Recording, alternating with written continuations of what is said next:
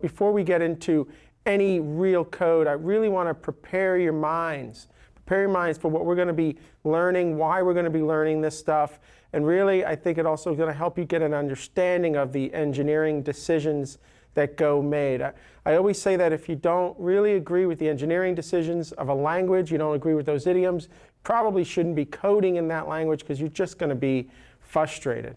And so I like talking about this stuff. So bear with me here, watch this stuff. I think it's going to give you a lot of good insight into what we're doing and why we're doing it and what this language is all about. So we're going to now start to prepare your mind. And one of the things that I love thinking about are these things, these 4 bullet points right here, because somewhere along the line, we became impressed with programs that have really large amounts of code, right? I mean, if you think about the Linux project, the Linux kernel, right now the Linux kernel's got well over 25 million lines of code in it. I don't want to be working on a project that's large. It's too difficult to wrap your head around, especially for one developer. We're going to talk about lines of code. I think lines of code are important in certain areas of the software development process, and we're going to talk about that. And one of the things Go is trying to do is reduce the amount of code that we need in any given project, just to make it easier to manage, make it easier to maintain. And so we're going to be learning how is Go allowing us to minimize the amount of code we need for any given project that we're working on. Now, another thing Go is trying to fix is this idea of creating these large abstractions in your code base. I get it. We need abstraction. We need decoupling. And I promise you we're going to be talking about that. But we want to focus here on thin layers of decoupling. We want to focus on thin layers of abstraction that are precise. And this is where Go is going to be a little different than some of those other languages that you've been working on. And that's going to help us, again, around our readability, our maintainability. So we're going to be talking about that stuff as well. Now, this is a big one that's close to my heart. And what we really forgot, because of the way a lot of programming languages are designed, is that the hardware is the platform. That if performance matters, and it's the hardware that matters, it's the hardware that executes instructions. And one of the nice things about this language is that Go's model is the hardware. It's not a virtual machine that's sitting between us and the hardware. That Go's model is the hardware. And that's going to really lend itself in our ability to be able to read code and write code like you never have before. So we're going to be talking about mechanical sympathy in this class with the idea that the hardware really is the platform.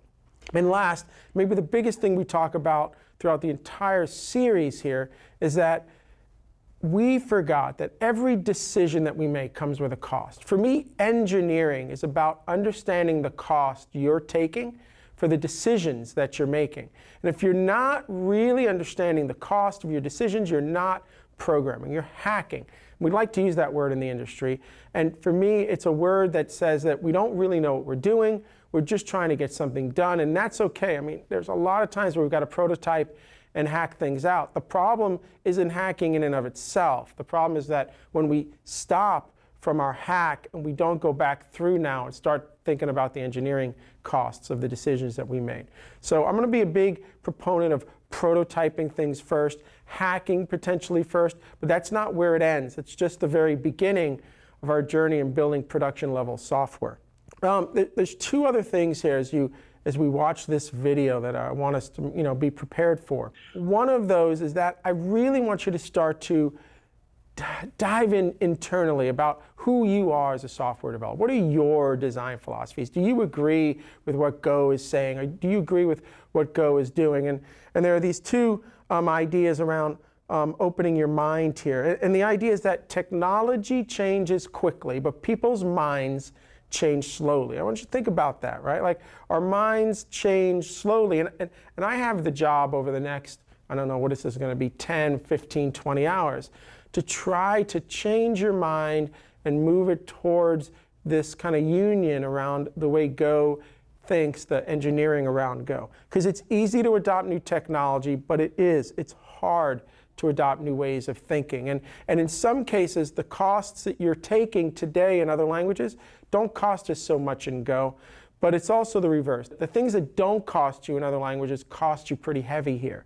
And that's where this whole idea of a new way of thinking. So in some cases, I've got to kind of break you down and build you back up. And I'm going to try to do that as long as you follow with me. I really want you to take this journey from beginning to end with me so I could really walk you through the mechanics and the semantics and help you change your mind, hopefully, on some of the design philosophies that you have today. The whole point here of this, of my class, really, the whole point of my class is this idea that we ask people to learn how to write before we teach them how to read. I mean, think about that for a second. Like, where else in any other industry do we ask people to sit down and start writing before they read? Even if you took a class, an English class at the university level, you know, that class, that writing class that you take at university is going to have you doing a lot of reading. Because it's reading that teaches us style. It's reading that teaches us what we like and we don't like. And reading then allows you to be better writers. And so we're going to have exercises in this class, and I'm going to point them out to you as we go through the video. And I'm not telling you not to do these exercises, but at the same time, but I really want to focus on the time that we have together is to teach you how to read code. I mean, I want you to look at some of these quotes that I have here under reading code. You know, Alan Kay, if most computer people lack understanding and knowledge, then what they will select will be lacking. Think about that. What they and I want almost every developer, in fact, not almost, I want every developer to have that quote in front of them day in and day out. Because you're making engineering decisions, and it's easy to fall back into the decisions that you're comfortable with. But then you're losing sight about the progress that we have. Maybe there's better techniques, and maybe there's better tech. Maybe there's something better out there. We don't take the time to look at it. This is what Alan Kay is saying. So this class is also about helping you understand that there are really maybe better ways to be writing that code in Go. Ideas around readability and simplicity. And I want you to really kind of take in that what Alan is saying there. And I already showed you what Tom Love said about that we're teaching people how to write before we teach them how to read. But maybe Gerald here has one of the best quotes around this. Programming is, among other things, a kind of writing.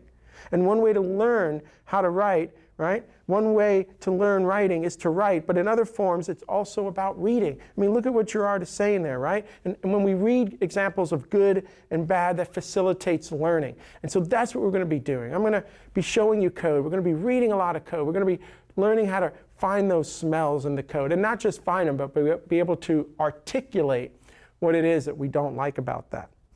All right. So a lot of what we're talking about in that smells and design philosophies and things like that will transfer into this idea of a mental model.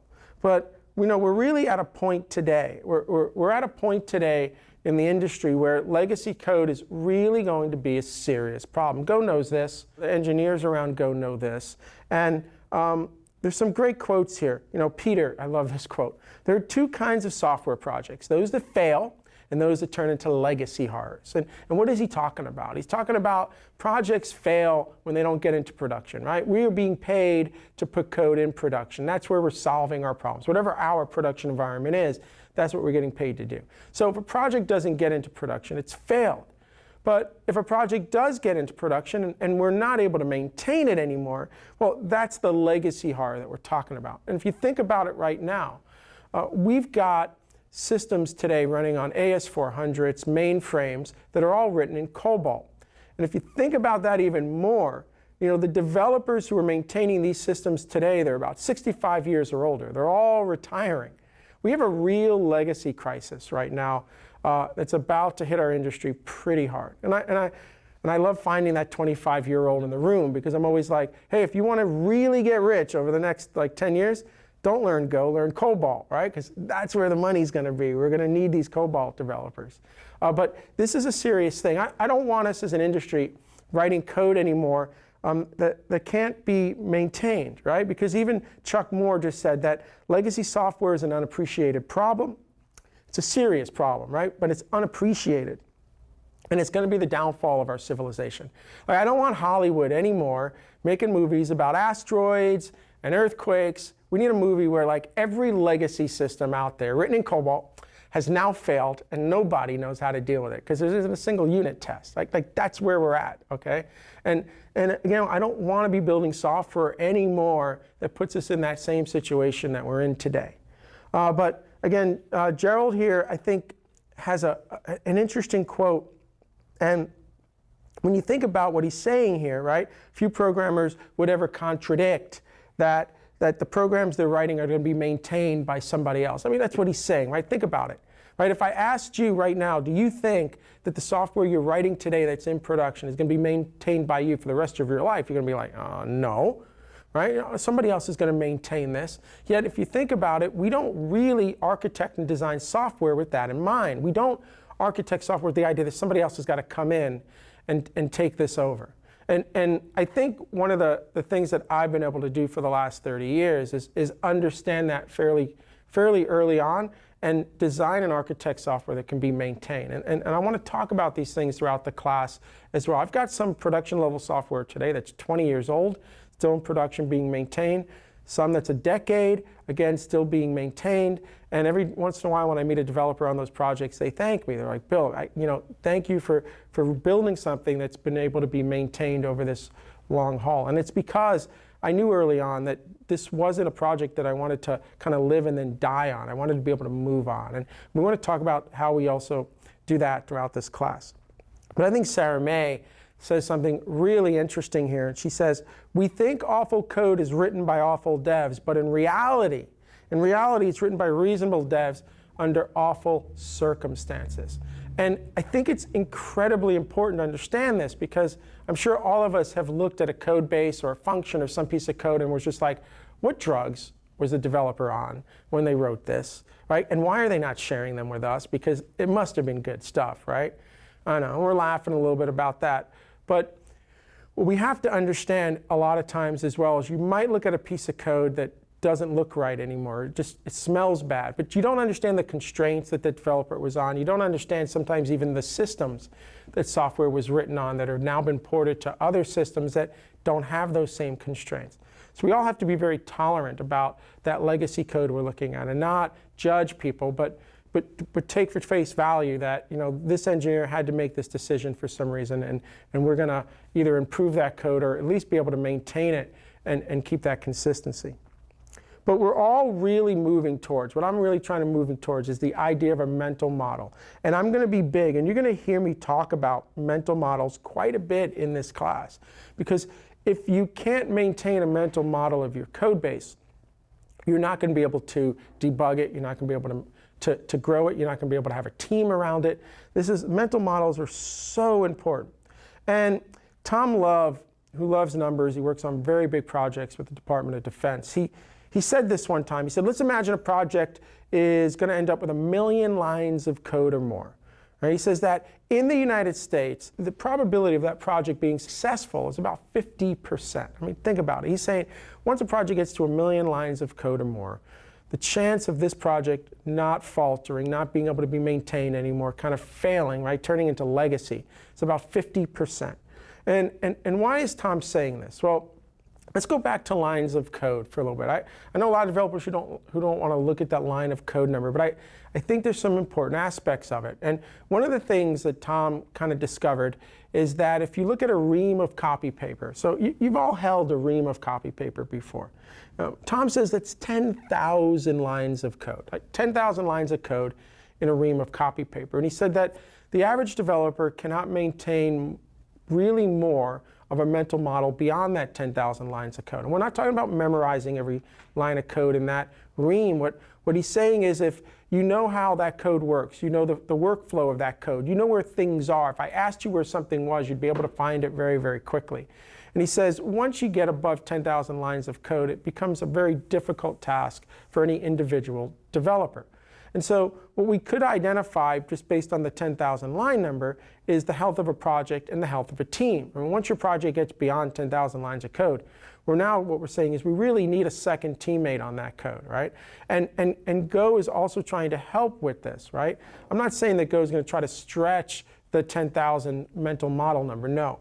What we're saying really is that we can do much more in 10,000 lines of code in Go that we could in other languages.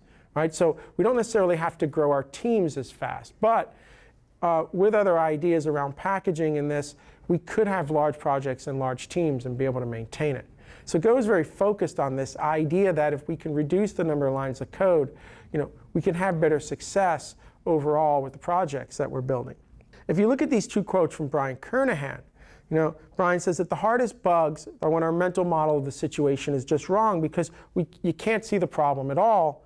And then he says that, everyone knows that debugging is twice as hard as writing code. So if you are as clever as you can be in the first place to write it, how are you ever going to debug it?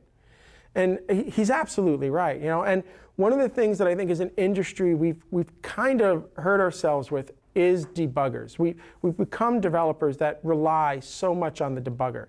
And it's something that I want to get developers off of. It is a tool. It's a great tool maybe to develop a mental model of a code base.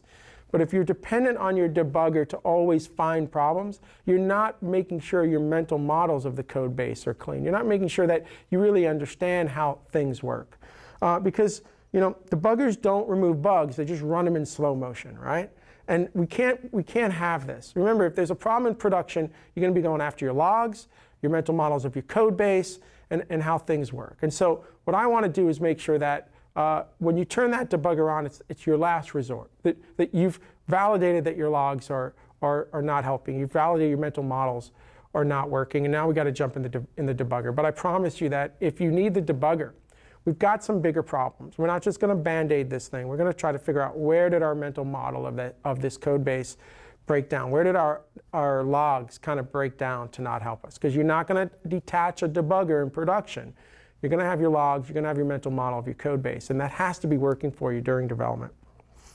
All right, so I want us to begin to start thinking, okay, on how we are going to be better developers. And I want to leverage Go to teach us these ideas, okay, how to maintain these mental models, how to think a little differently than we have before. I'm going to break you down and I'm going to build you back up. And there's other things I want to talk about before we start looking at any code. But this is some of the base things I want you to start to think about and who you are as a developer and how we can all just be better developers and build better code.